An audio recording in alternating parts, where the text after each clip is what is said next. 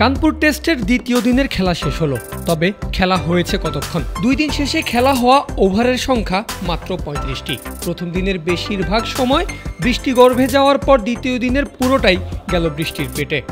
ফলে প্রথম দিনের 3 উইকেটের বিনিময়ে করা টাইগারদের 107 রানের সংগ্রহই এখন অবধি পুঁজি বাংলাদেশের।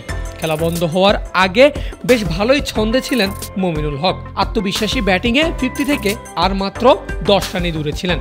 এখন তৃতীয় দিনের খেলা শুরু হলে সেই ছন্দ ধরে রাখতে পারবেন কিনা সেটা একটা প্রশ্ন হতে পারে। 2 দিন ভেজার পর পিচ কেমন আচরণ করবে সেটাও চ্যালেঞ্জের বিষয়। টাইগার ক্যাপ্টেন নাজমুল শান্তর চিন্তাও সেটা নিয়েই।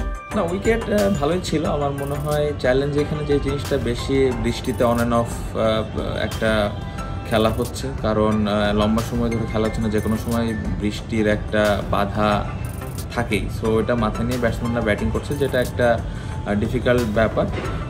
বাট তাছাড়া আমি বলবো যে উইকেট সোফার ভালোই ছিল।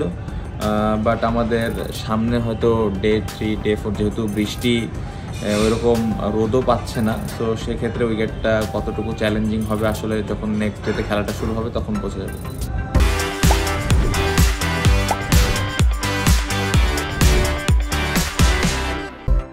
বৃহস্পতিবার শুরু হওয়া কানপুর টেস্টের সকালটা চমৎকারভাবেই শুরু করেছিল বাংলাদেশ।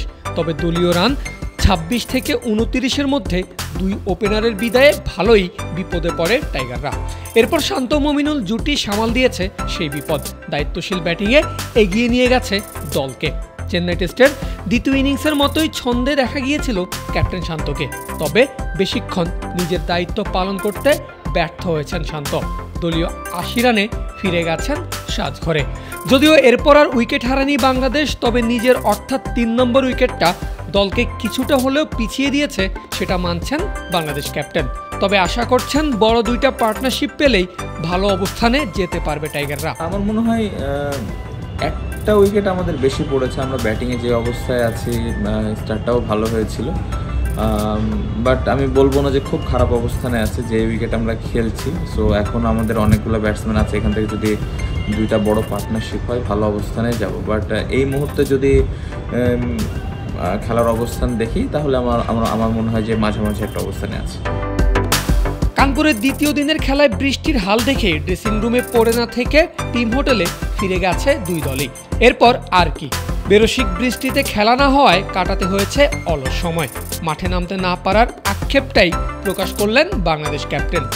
না, অবশ্যই অ্যাজ এ প্লেয়ার হিসেবে তো অবশ্যই এটা একটা ফ্রাস্ট্রেটিং ব্যাপার, কারণ খুব অনেক কষ্ট করেই খেলাটা শুরু হলো, কিছুক্ষণ খেলাও হলো, তারপরে আবার বন্ধ হয়ে গেল।